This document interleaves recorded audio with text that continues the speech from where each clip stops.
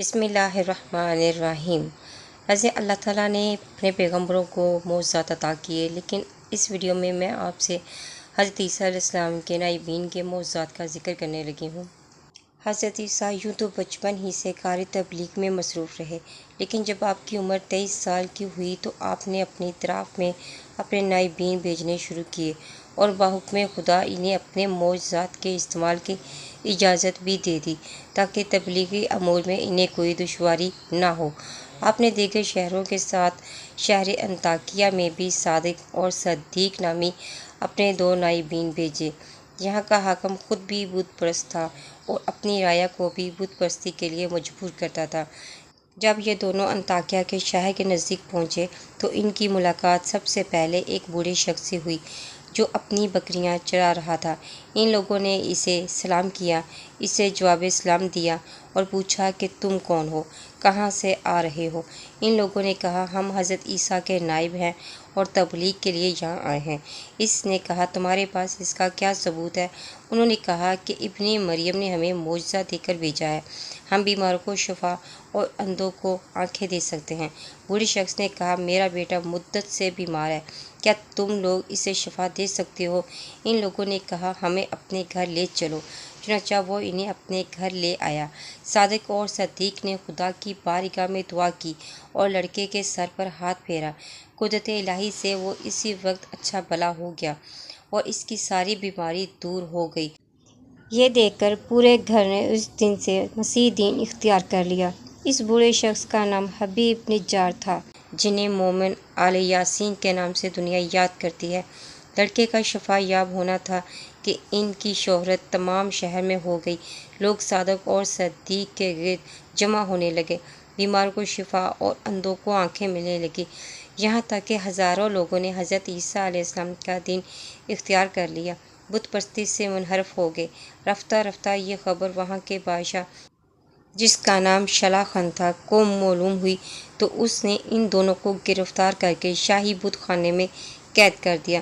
حضرت عیسیٰ علیہ السلام کو جب یہ اطلاع فراہم ہوئی کہ صادق اور صدیق کو انطاکیہ کے بادشاہ نے قید کر لیا ہے تو آپ نے سلوم نامی ایک تیسرے شخص کو اپنا نائب بنا کر وہاں روانہ کیا اور یہ ہدایت کر دی کہ وہ اپنا دین نہ ظاہر کرے بلکہ تقیہ کی حالت میں رہ کر خفیہ طور پر کار تبلیغ کو انجام دے اور ان دونوں نائبین کو بادشاہ کی قید سے آزاد کروانے کی کوشش بھی کرے۔ سلوم جب انطاکیہ پہنچے تو انہوں نے بھی مریضوں کو شفا دینے اور اندھوں کو اچھا کرنے کا کام شروع کر دیا، جس کی وجہ سے ان کی بھی شہرت بہت جلد ہو گئی، مگر انہوں نے اپنے مسیح مسئلے کا اظہار نہیں کیا بلکہ یہ ظاہر کیا کہ ہمارا مذہب وہی ہے جو بادشاہ کا ہے۔ جب بادشاہ کو لوگوں نے بتایا کہ ایک نیا شخص شہر میں داخل ہوا ہے اور وہ مریضوں کو شفا، اندھوں کو آنکھیں دیتا ہے، لیکن عیسائی نہیں ہے بلکہ اس کا مذہب وہی ہے جو ہمارا ہے، تو وہ بہت خوش ہوا اور اس کو اپنے پاس طلب کر کے اس نے بچشمے خود بیماروں اور اندھوں کو اچھا کرتے ہوئے دیکھا تو اپنا مقرب خاص بنا لیا۔ سلوم نے وہاں رہ کر جب خفیہ طور پر یہ پتہ لگا لیا کہ صادق اور صدیق شاہی بت خانے میں قید ہیں تو ایک دن انہوں نے بادشاہ سے کہا کہ میں شاہی بت خانے میں عبادت کرنا چاہتا ہوں۔ بادشاہ کی طرف سے اجازت مل گئی، اس لیے وہاں آنے جانے لگے۔ موقع پا کر انہوں نے دونوں مبلغین سے گفتگو کی، ان کے حالات معلوم کیے اور ان کو یہ تاکید بھی کی کہ کبھی بھی یہ ظاہر نہ ہونے پائے کہ ہم ایک دوسرے کو جانتے ہیں یا ایک ہی مذہب سے متعلق ہیں۔ مختصر یہ کہ سلوم نے وہاں رہ کر بادشاہ پر جب اپنا کافی اثر جما لیا تو موقع محل دیکھ کر ایک دن انہوں نے اس سے دریافت کیا کہ وہ 2 آدمی کون ہیں جو بت خانے میں قید ہیں۔ بادشاہ نے کہا وہ لوگ بھی آپ ہی کی طرح مریضوں اور اندھوں کو اچھا کرتے ہیں، لیکن وہ ہمارے خداؤں کو برا بھلا کہتے ہیں اور اپنے خدا کی پرستش کرانا چاہتے ہیں۔ جب یہاں کے لوگوں نے ان کی کرامات دیکھی تو ہمارے خداؤں کو چھوڑ کر ان کا مذہب قبول کرنا شروع کر دیا، تو ہم نے انہیں قید کر لیا۔ یہ سن کر سلوم نے کہا اگر آپ مناسب سمجھیں تو انہیں کسی دن اپنے دربار میں بلوائیں، ہم ان سے مباحثہ کریں تاکہ حق اور باطل کا پتہ چلے۔ بادشاہ نے سلوم کی تجویز مان لی اور دوسرے ہی دن صادق اور صدیق دربار میں طلب کیے گئے۔ اور درباریوں کی موجودگی میں سلوم نے ان سے پوچھا کہ تم لوگ کون ہو، یہاں تمہارے آنے کا مقصد کیا ہے؟ انہوں نے کہا ہم لوگ خدا کے رسول حضرت عیسیٰ کے فرستادہ ہیں اور یہاں تبلیغ کی غرض سے آئے ہیں۔ سلوم نے پوچھا تم لوگ کس بات کی تبلیغ کرتے ہو؟ انہوں نے کہا ہم لوگ بت پرستوں کو خدا پرستی کی دعوت دیتے ہیں، اس کی دلیل میں معجزوں سے کام لیتے ہیں۔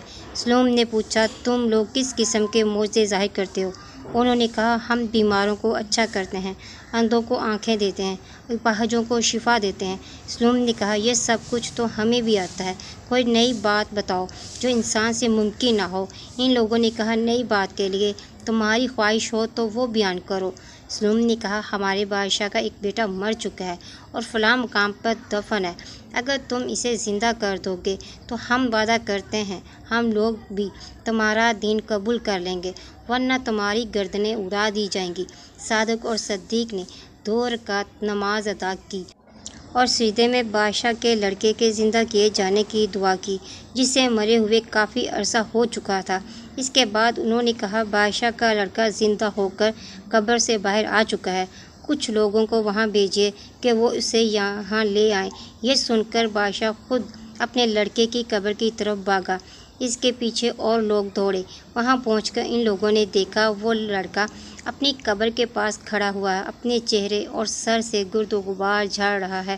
بادشاہ نے دوڑ کر اسے گلے سے لگایا اور پوچھا بیٹا تم کیوں زندہ ہوئے؟ اس نے کہا میں نے مردہ حالت میں یہ دیکھا کہ 2 آدمی سجدے میں مجھے زندہ کیے جانے کی دعا مانگ رہے ہیں، بس ان کی دعا قبول ہوئی اور مجھے دوبارہ زندہ کر دیا گیا۔ پھر 2 آدمیوں نے میری قبر کھود کر مجھے باہر نکال کر کھڑا کر دیا اور وہ غائب ہو گئے۔ یہ واقعہ سن کر بادشاہ کے رونگٹے کھڑے ہو گئے۔ اس نے پوچھا کیا تم انہیں پہچانتے ہو؟ لڑکے نے کہا یقیناً میں انہیں پہچان لوں گا۔ دوسرے دن بادشاہ نے دونوں مبلغ قیدیوں صادق اور صدیق کے ہمراہ اپنی رائے کو ایک بہت بڑے میدان میں جمع کیا، اپنے لڑکے کو لے کر ایک مقام پر کھڑا ہو گیا۔ ایک ایک شخص اس کے سامنے سے گزرتا رہا اور کہتا رہا یہ نہیں، یہ نہیں۔ جب دونوں قیدی صادق اور صدیق اس کے سامنے سے گزرنے لگے تو اس نے پہچان کر کہا یہی ہیں۔ بادشاہ نے ان کے ساتھ جو ناروا سلوک کیے تھے اس پر نادم ہوا۔ اسی وقت اس نے مسیحی دین اختیار کرنے کا اعلان کر دیا۔ اس کے ساتھ اس کی رعایا کے ہزاروں لوگ ایمان لے آئے، لیکن یہودیوں نے حضرت عیسیٰ کی تکذیب کی، جس پر حبیب نجار پکڑے گئے اور انہوں نے کہا اے یہودیوں ان پیغمبروں کا اتباع کرو کیونکہ یہ ہدایت یافتہ ہیں اور تم سے کوئی اجر نہیں مانگتے۔ یہ سن کر یہودی آگے بڑھے اور انہوں نے حبیب نجار کو قتل کر دیا۔ اس خون کے بدلے میں خدا نے ان پر عذاب نازل کیا اور سب کے سب ہلاک ہو گئے۔ اس کے بعد تینوں مبلغین یعنی سلوم، صادق اور صدیق واپس آئے اور حضرت عیسیٰ سے سارے واقعات بیان کیے۔ حضرت عیسیٰ کے حواریوں کی تعداد 12 تھی، البتہ ان کے ناموں میں مورخین نے اختلاف کیا ہے۔ جن ناموں پر مورخین اکثریت متفق ہے وہ درج ذیل ہیں: یعقوب، زبدی، شمعون کنعانی، انوراؤس، شمعون بن حامون، یعقوب بن حلقہ، پولس، بارتھولوماؤس، یوحنا، یہودا، متی، مارکوس، لوقا۔ حضرت عیسیٰ علیہ السلام جب شمعون بن حامون کو خلیفہ اور جانشین مقرر کر چکے تو آپ نے اپنے حواریوں کو حکم دیا کہ تم لوگ اطراف عالم میں تبلیغ و ہدایت کے لیے پھیل جاؤ۔ وہ لوگ جب غیر ملکوں میں چلے گئے تو آپ کو تنہا دیکھ کر اسرائیل یہودیوں نے، جن کی فطرت میں شرارت اور شیطانیت بھری ہوئی تھی، ایک منصوبہ تیار کیا کہ کس طرح آپ کو قتل کر دیا جائے۔ چنانچہ مختلف حیلوں اور بہانوں سے ایک شب ان لوگوں نے آپ کو گرفتار کر کے ایک گھر میں مقید کر دیا۔ خدا کا کرشمہ دیکھیں، جبرائیل آئے اور ایک روشن دان سے نکال کر آپ کو آسمان پر لے گئے۔ جب صبح تڑکے آپ کو پھانسی دینے کے ارادے سے گھر پہنچے تو ان کا ایک سردار جس کا نام یہودا تھا آپ کو باہر لانے کے لیے گھر کے اندر گیا تو خدا نے اپنی قدرت سے یہودا کو حضرت عیسیٰ کی شکل میں تبدیل کر دیا۔ یہودیوں نے اسے دبوچ لیا، وہ چیختا رہا میں عیسیٰ نہیں ہوں، مگر کسی نے اس کی بات نہ مانی اور اسے صلیب پر چڑھا دیا۔ پھر ان بدبختوں نے اس کی لاش پر تیر برسائے، جب سب کچھ ہو چکا تھا خدا نے پھر اسے اصلی شکل میں تبدیل کر دیا۔ یہ دیکھ کر وہ منہ پیٹتے رہ گئے۔ یہ بھی طے شدہ ہے کہ قریب قیامت جب آخری امام حضرت امام مہدی علیہ السلام ظہور فرمائیں گے تو حضرت عیسیٰ عرش چہارم سے زمین پر تشریف لائیں گے، ان کی امامت کی تصدیق کریں گے اور ان کی امامت میں نماز پڑھیں گے۔ ناظرین، مزید اسلامی ویڈیوز کے لیے میرے چینل کو لائک اور سبسکرائب کریں۔ ملتے ہیں نیکسٹ ویڈیو میں۔ فی امان اللہ۔